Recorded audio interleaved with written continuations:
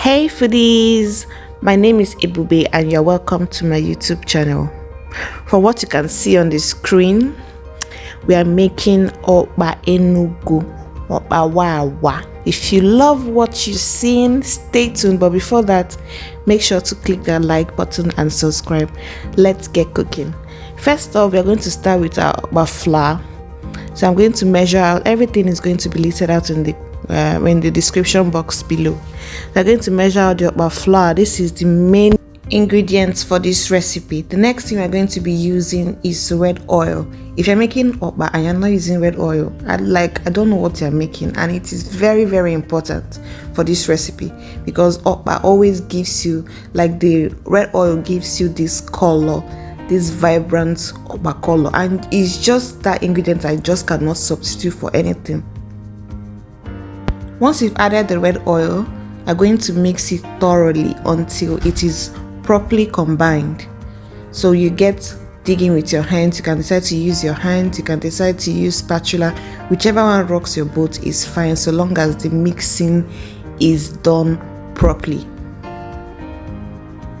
Once the mixing is done, we are going to go in with our warm water, not so hot and not so cold. Don't go and put hot water in your hands and say that I sent you to mix hot water in your okpa and end up getting your hands burnt.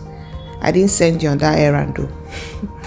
So once you're just going to get digging, like this part is the most crucial part. Like this part determines how your okpa is going to be, and you're going to make sure that you keep adding more water and make sure that the lumps are properly dissolved. If not, your okpa will not be nice and you will not like it. As the mixing continues, you keep adding more and more water. And there's one thing I have to tell you why making okpa. The consistency in making when you're making okpa and when you're making moi moi is not the same thing. When you're making moi moi, the consistency is not so runny. But then when you're making okpa, the consistency has to be runny, but not very runny. But at least it shouldn't be that same moi moi consistency when you're making your okpa, when you're mixing the okpa. Honestly, okpa is one of the easiest recipes you can ever make. You just need to have two basic ingredients at home and you're good to go. Just have to have your okpa flour and red oil. Once you have that, you're good to go. Like your okpa will come out tasting very, very nice. It doesn't even require so much, but then the taste is like, for those who love okpa, is very, very yummy. So you keep adding water and mixing it completely until the lumps are dissolved. You can see I'm trying to get the lumps properly dissolved, and if you see that okay, maybe it's taking longer, the easiest method that you can also use is just by using a sieve. That way in just 2 minutes your okpa is lump free, and then you can now proceed to the next stage.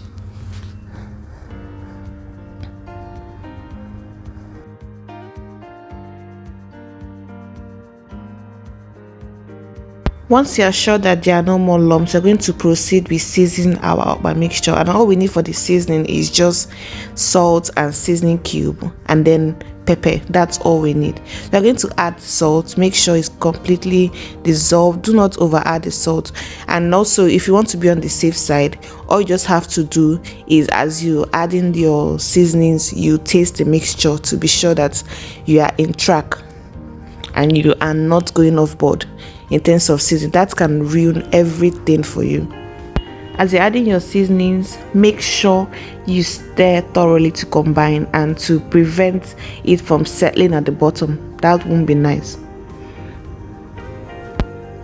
Whenever you're making okpa, this should be the consistency that you are going for, because that okpa, if it's not this consistency, if it's anything thicker than this, your okpa, I can assure you, is going to like rock stone. There's something we call badum in my language. That thing, as you're eating, you have water beside you, you cannot even enjoy the food. Anyway, we are going to add our pepper now. You can decide to use fresh pepper, you can decide to use Cameroon pepper, whatever pepper you have, you can decide to use it, and you can decide to add as much as you want. But the thing is that this quantity I even added, it wasn't even so spicy per se. Looking at maybe the quantity or something, it wasn't as spicy as I thought it was going to be.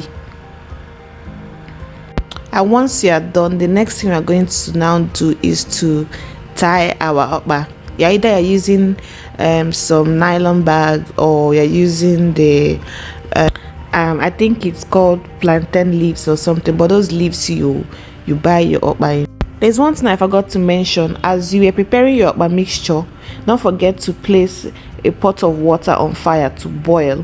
That is too, this whole thing is necessary, because as you are now tying your okpa, you are placing it immediately into the boiling water, because if you allow it to settle under, that okpa mixture is going to sediment, and when it's done, you cut your okpa, some parts are hard and some parts are very soft. I've experienced that, and that is why I'm trying to just point it out for you, so that you just don't experience it at all. That won't be nice. And the quantity you want for each wrap in your okpa just depends on you. You can decide to add more, you can decide to make it smaller or bigger. It just totally depends on you. And once you have added everything on fire, just going to cover it and allow it to boil. The cooking process should take there about 45 minutes to an hour to ensure that it's properly cooked. Please just ignore this part that you're seeing now. Like, I didn't know what got into me. I was using my hands, head and wing. So once that is done, we're going to plate everything. We're going to now cut our okpa to see how yummy and how tasty it is. Honestly, my favorite part in cooking is the tasting part. That part you just cannot wait to just get into that food and like just savor everything. So here we have our okpa. I hope you all enjoyed this recipe as much as I did, and I hope you're going to be trying it out. Like, after seeing this recipe, nobody can do shakara for you with okpa. You can just do it with your full chest and everything. It's going to be very, very yummy, like I can assure you. Anyway, thanks so much for watching, and see you in my next video. Don't forget to like, share and subscribe. Bye.